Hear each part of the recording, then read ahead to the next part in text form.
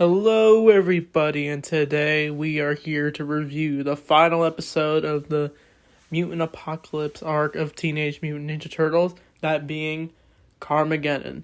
So this is where Raph is captured by the Ravengers and he is forced to fight in an arena, while Donnie and Mikey are trying to rescue him and also rescue Mirai. But it's revealed that Mikey and Donbot are alive. Of course, we knew that. But they, of course, get Chompy and Ice Cream Kitty, who's about to melt. But, of course, Mikey saves them. But they're going to do whatever it takes to rescue them. And while that's all going on, Raph is fighting the remaining Ravengers. And he actually beats the main one in combat, that he's able to get a new nickname, Red Stripe. And we get an Easter egg as well in this episode. We see the empty canister of Mutagen Man. So apparently he was unfrozen, and I guess in this alternate timeline it's still up for debate. And apparently he was part of the mutant apocalypse, and I guess he died or something. We don't know. It's a cool little Easter egg. But they save Raph, and then the Ravengers decide to team up to help the Turtles find their way to paradise. But they are ambushed by a new threat. But the leader of the Ravengers goes to their leader, Maximus Kong, and we don't know who it is. But that's where we get this big, cool car chase, where we see, like, Maximus Kong's, like, gigantic Mad Max looking machine thing, but the Turtles are doing their best to fight off Maximus Kong, and Raphael manages to get on board to his little machinery, but before that he destroys the Shell Razor, and he uses what looks to be the skull of Casey Jones, and he's using, like, he has, like, this new mask. It has, like, the America flag on it. I think it's, like, a reference to the Image comics of Tmnt. So that's a cool reference. And we think it's Casey Jones because of the bandana, and Raph says Goongala. But he destroys the Shell Razor. We also see the fan of April. So it's left for debate that April and Casey probably died because of this mutant apocalypse.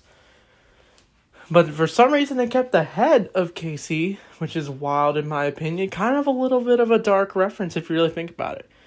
But Raph gets on board, and he's meet with Maximus Kong.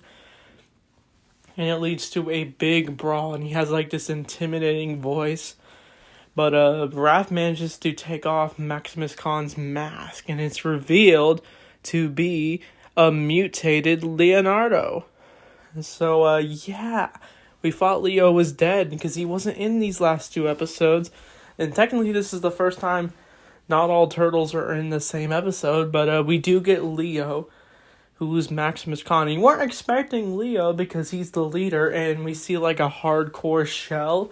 But all the Turtles manage to fight Maximus Kong. And once Raph figures this out, he actually tries to convince Leo that it's him. It's Raphael and he's Leonardo. But it's just leading to this big brawl.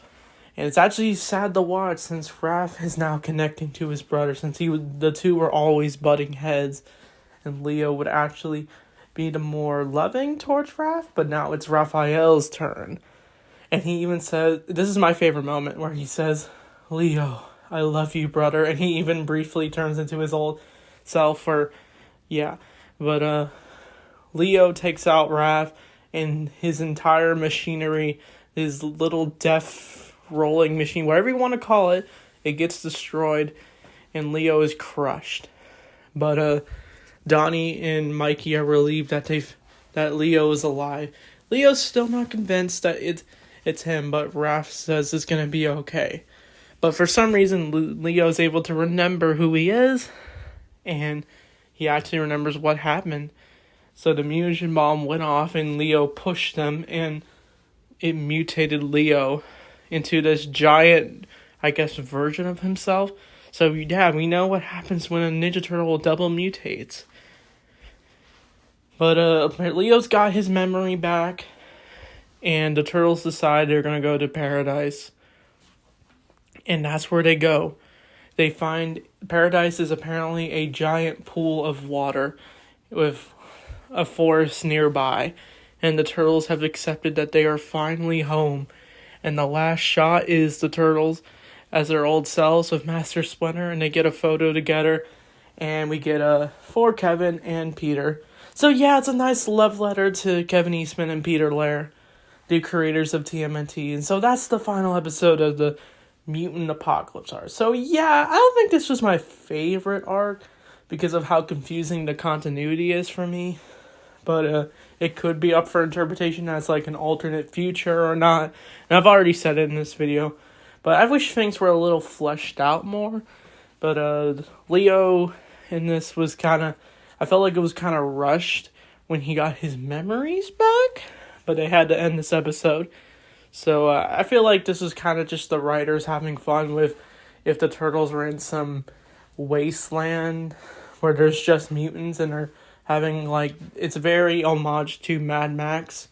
So if you're a fan of that, maybe you'll like these episodes. But honestly, this could just be safe to say as an Elseworlds episode. So I'd probably give this episode probably a 7 out of 10, even though this is technically the series finale chronologically.